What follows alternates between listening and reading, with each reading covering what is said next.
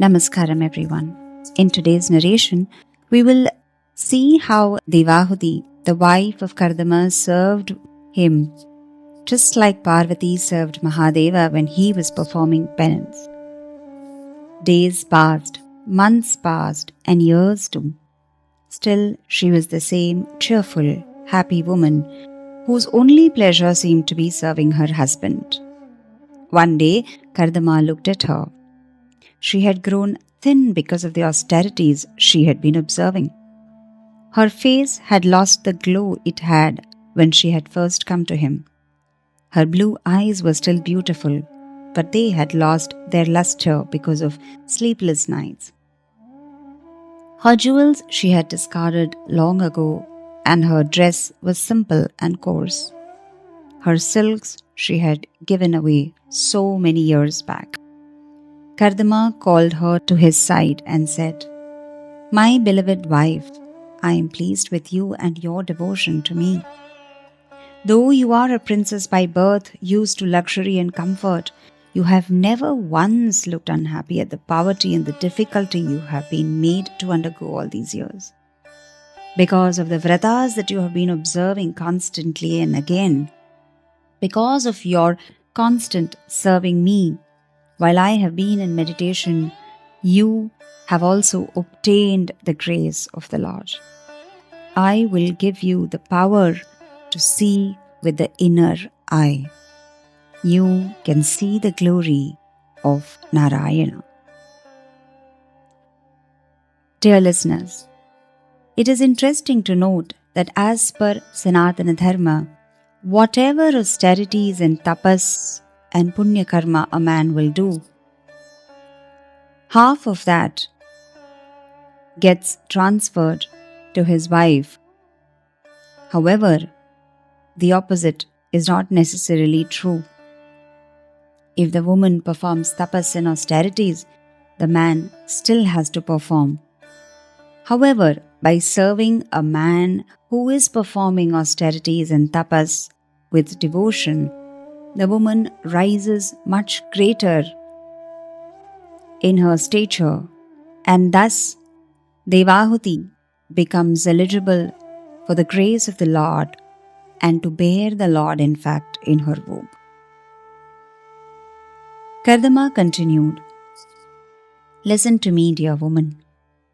With a lift of his eyebrows, the Lord is able to destroy all the many desires in the mind of man. When he has looked on us with love, where is the need for worldly pleasures? We are the heirs to heavenly enjoyments. Why then should we think of the pleasures of the senses? You and I have risen above them." Devahuti's eyes were downcast when she spoke to her husband. She said, "I know all that you have told me is true. I know the power of your yoga and about the grace of Narayana, which is always yours. But my Lord, I am just a woman. The wish to be a mother is the natural instinct of a woman.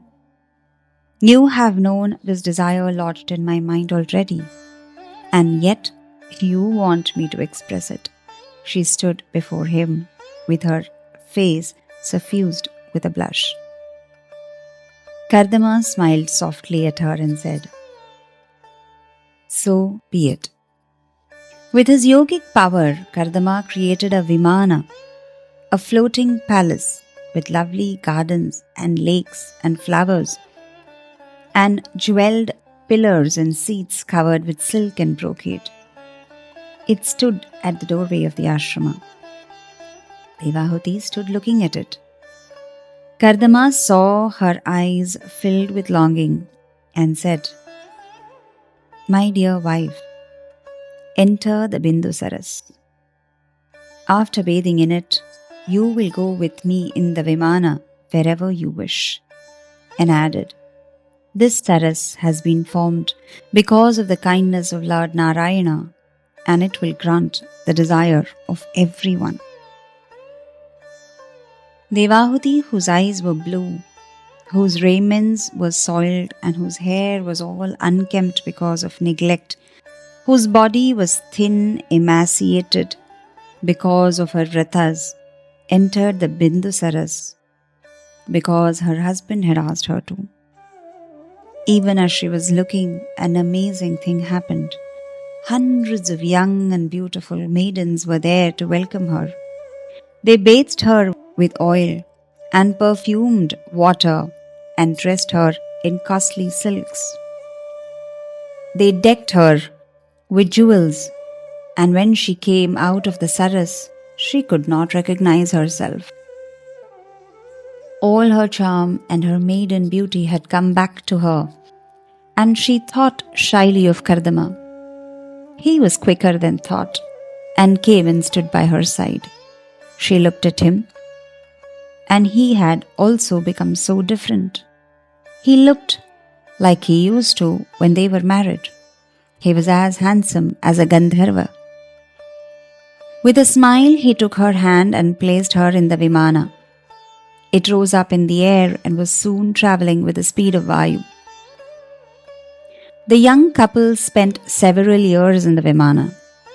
They lost count of time, and they spent all their days and nights in happiness, oblivious to the world. 100 years had passed, and they knew it not. Devahuti became the mother of 9 daughters, and Kardama realized it was time to go back to the earth. The dream was over, and Devahuti came back to reality. She knew that her husband would leave her and go away to perform tapas. He had spoken about it long ago when they were going to be married. She went to his presence and spoke to him in soft, gentle terms. She said, "My lord, you had told my father long ago that you would abandon the grihasthrama as soon as I become the mother of children. I know now that the time has come when you will leave me, but my lord, how can I bear this separation? I am an ignorant woman. Please teach me how to be rid of the fear of samsara. I am frightened. I will have to live all by myself. The children, when they grow up, will find suitable husbands for themselves. I will get no solace from them. Please stay back for a while. Who knows? I may get a son who will help me, who may teach me how to be rid of this bondage called worldliness. When I was with you all these days before the children were born, my desire for you was earthly. Attachment of a worldly person to one who is also worldly like her leads to bondage. But when this same attachment is to one who is beyond the ties of worldliness, they say that it leads to salvation. You are detached, she told Kardama, and therefore attachment to someone who is detached and who is beyond the bondage will lead me to the same path eventually.